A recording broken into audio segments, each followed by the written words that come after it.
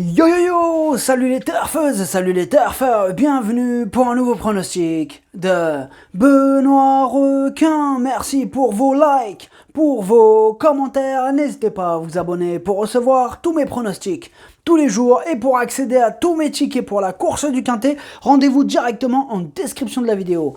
Ok, place au pronostic du Quintet du mardi 30 août, direction Dieppe pour le prix Région Normandie. Plat 1100 mètres, 16 partants, réunion 1, course 1, indice de confiance 1 sur 5. Cette vidéo, je la tourne avant l'arrivée du Quintet de ce lundi, je reviendrai dessus demain. Petit retour sur le Quintet du dimanche 28 août. Dans mon pronostic, je vous ai donné le tiercé. Il y a 3 mois de tickets VIP à remporter jusqu'au 30 septembre 2022. Info en description de la vidéo. Ok, c'est parti, on commence le pronostic et on commence avec le numéro 1, Belaze Blues, et on écoute l'entraîneuse Anne-Sophie Crombaz. Belaze Blues aime le terrain souple, voire lourd. C'est un peu une année off avec lui, mais à un moment donné, il faut courir pour qu'il garde le rythme. On tente avec les œillères australiennes, il est en forme, seul le terrain pose problème. Il n'a jamais non plus trop performé à Dieppe, mais il a besoin de courir pour se préparer pour l'automne. Ce numéro 1, c'est l'un de mes regrets. C'est mon deuxième cheval de complément en cas de non partant. Attention. Adlas, درتشوف البلاصة ديال les non partants والثاني فيهم عندكو. On passe au numéro 2, Mysterious Land, et on écoute Stéphane Wattel. Mysterious Land a mal couru la dernière fois, mais je ne sais pas pourquoi. Il me paraît bien le matin, toutefois c'est un essai sur plus court, il a besoin de rassurer. Ce numéro 2 aussi, c'est un gros regret, c'est mon cheval de complément en cas de non partant, attention. Numéro جوج تواضر تشوف البلاصة ديال les non partants والأول فيهم عندكو. On passe au numéro 3, Milord's Song, et on écoute Stéphane Wattel encore et encore. Milord's Song est un cheval qui vient en forme à cette époque de l'année. C'est un bon serviteur qui me paraît bien. Il va devoir s'élancer en dehors, je ne sais pas si cela va être gênant ou pas. S'il peut bénéficier d'un bon parcours dans le bon wagon, il peut participer à l'arrivée. Ce numéro 3, c'est mon préféré, je l'ai mis en tête de mon pronostic. Ad numéro 3, عجبني بزاف هو الأول ديالي. On passe au numéro 4, Toudoubem, et on écoute Mathieu Boutin. Toudoubem reste sur une bonne prestation malgré le fait qu'il ait consommé pas mal d'énergie durant le parcours. Depuis, il est resté dans un bel état de forme physique et mental, irréprochable à Dieppe, j'espère le voir lutter pour les premières places. Ce numéro 4, je l'ai gardé assez haut, moi je l'ai mis en 4e position, il me plaît bien. Numéro 4, تشوع عجبني ودرتو رابع.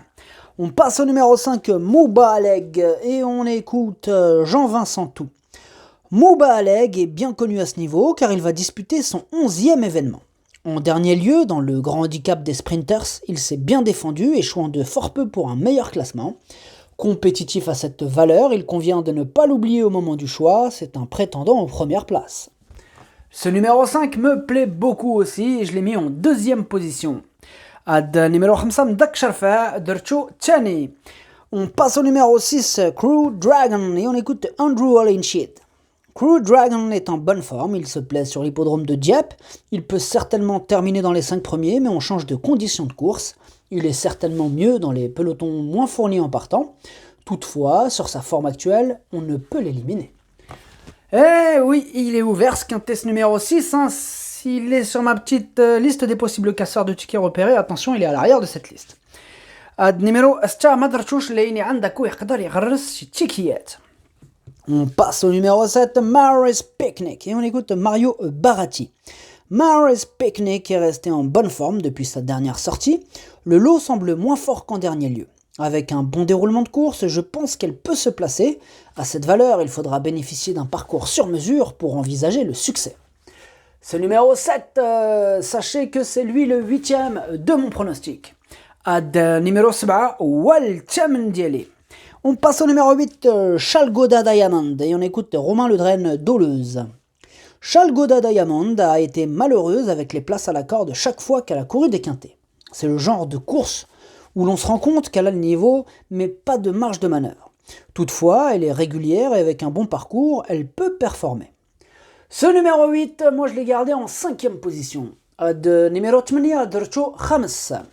On passe au numéro 9, Sassi Rascal, et on n'aura pas les commentaires de l'entraîneur hein, pour ce numéro 9 que je n'ai pas retenu dans mon pronostic. Numéro 7, Maderchosh. On passe au numéro 10, Allowed Time, et on écoute Eugen G. Onay. Allowed Time, c'est cabré et a ouvert sa stalle avant les autres dernièrement. Cependant, il est parti avec beaucoup de retard et la course était finie.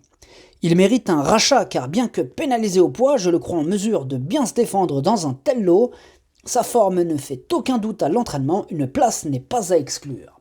Ce numéro 10, il me plaît beaucoup, moi je l'ai gardé très haut, je l'ai mis en 3e position et sachez aussi que c'est mon premier tocard du jour aujourd'hui.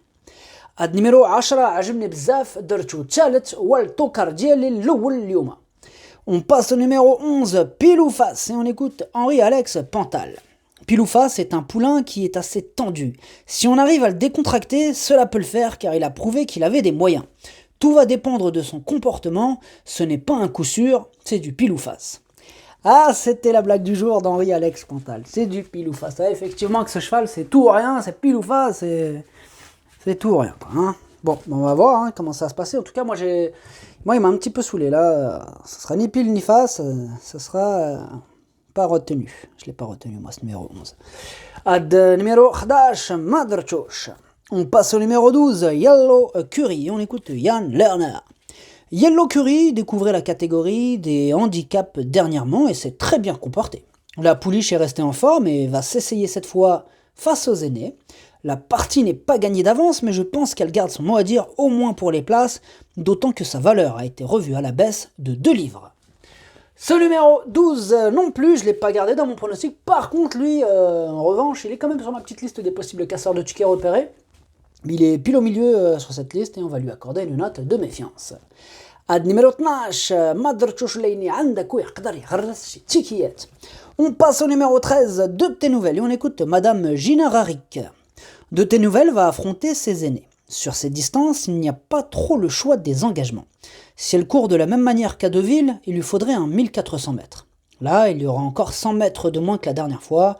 Avant le coup, cela ne paraît pas simple, mais on va tout faire pour tenter d'accrocher une place. Ah, enfin un peu de positif.